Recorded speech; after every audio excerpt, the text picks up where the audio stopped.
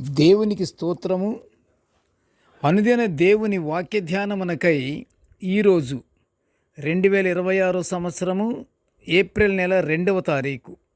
ఈరోజు ధ్యాన వాక్యము పరిశుద్ధ గ్రంథము నుండి సామెతలు 12వ అధ్యాయము 21వ వచనాన్ని మనము ధ్యానించుకుందాము.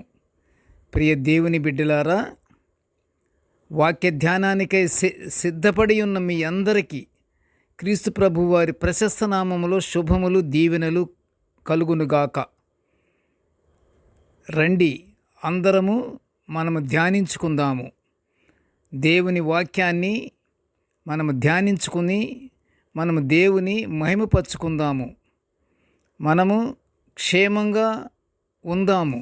అందరము ఏకముగా కూడి మనము చేయవలసిన ప్రతి విషయంలోనూ మనము దేవుని యందు భయభక్తులు కలిగి మనము వాక్య ధ్యానాన్ని మనము చేసుకుందాము. ప్రియ దేవుని బిడ్డలారా, అయితే వాక్యము అంటే ధ్యాన వాక్యము సామెతల గ్రంథము 12వ అధ్యాయము 21వ వచనము. నీతిమంతునికి ఏ ఆపదయు సంభవింపదు. ప్రియ దేవుని బిడ్డలారా, సత్ప్రవర్తన మరియు నీతి గలవానికి దేవుని నుండి కలిగే కాపుదల గురించి మనం ఇప్పుడు ధ్యానించుకుంటున్నాము. నీతి కలిగి జీవించు వానికి మంచి ఫలితాలు అనుగ్రహించబడతాయి. అలాగా మంచి ఫలితాలు అనుగ్రహించబడతాయని, ఆనందైశ్వర్యాలు పొందుకుంటాడని జ్ఞాని అయిన సొలొమోను తెలియజేస్తూ నేటి ధ్యాన వాక్యంలో ఈ మాట పలకబడింది. మానవులమైన మనము, ప్రియ దేవుని బిడ్డలారా, మానవులమైన మనము సమాధానంగా జీవించాలంటే మనము మన హృదయాలను పరిశుద్ధ కలుగు చేసుకోవాలి. పరిశుద్ధత కలిగి ఉండాలి. పరిశుద్ధత చాలా ముఖ్యమైనది. పరిశుద్ధత గలవాడు దేవునికి సన్నిహితుడవుతాడు. మన హృదయాలను పరిశుద్ధత కలగజేసుకొని దయాదాక్షిణ్యములు కలిగి అందరితో ప్రేమ కలిగి నడుచుకోవాలి. ఇది సొలొమోను గారు యొక్క వాక్య ఉద్దేశము. ఆయన రచించినటువంటి వాక్యాన్ని ప్రకారంగా ప్రతి మనిషి దేవుని యందు భయభక్తులు కలిగి ఉండి నిత్యము కృతజ్ఞతాస్తుతులు చెల్లిస్తూ ఉండాలి. చెడ్డ పనులు చేయకుండా దుష్ట మనస్సును తీసివేసుకొని సరళమైన మనస్సుతో దేవుణ్ణి మనము ప్రార్థించుకుంటూ ఉండాలి. దేవుడు అనుగ్రహించిన ప్రతి అవయవము దేవుని స్తుతించుటకే ఉపయోగించాలి. ప్రియ దేవుని బిడ్డలారా, అన్నిటికంటే ముఖ్యమైనది దేవుని యందు విశ్వాసం ఉంచాలి. చూడండి, మనము ధ్యానించుకుంటున్న ప్రతిరోజు ధ్యానములో విశ్వాసం గురించి ఎక్కువగా పలకబడుతుంది. విశ్వాసం ఉండాలి, విశ్వసించాలి, నమ్మకంగా ఉండాలి, నమ్మాలి.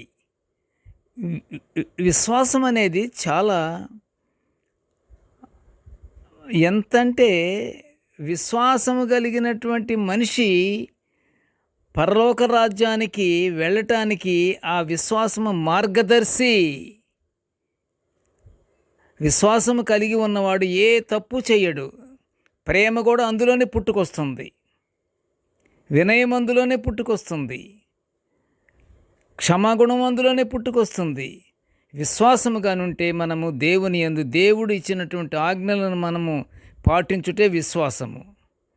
ప్రియ దేవుని బిడ్డలారా, ఒక విషయము మీరు గుర్తుంచుకోవాలండి.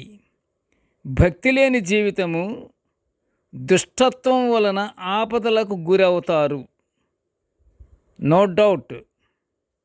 నీతి మరియు సత్ప్రవర్తన గల యందే నీతి మరియు సత్ప్రవర్తనలు వాటి యందే దేవుని కరుణ మరియు వాత్సల్యం ఉంటుంది. ప్రియ దేవుని బిడ్డలారా, ఆ వాత్సల్యమును బట్టే దేవుడు మనలను ఆపదల నుండి తప్పించి క్షేమకరమైన మార్గములో మనల్ని నడిపిస్తాడు. నీతిని కృపను అనుసరించువాడు జీవమును నీతిని ఘనతను పొందుతాడు అని. ఏమేం పొందుతాడు?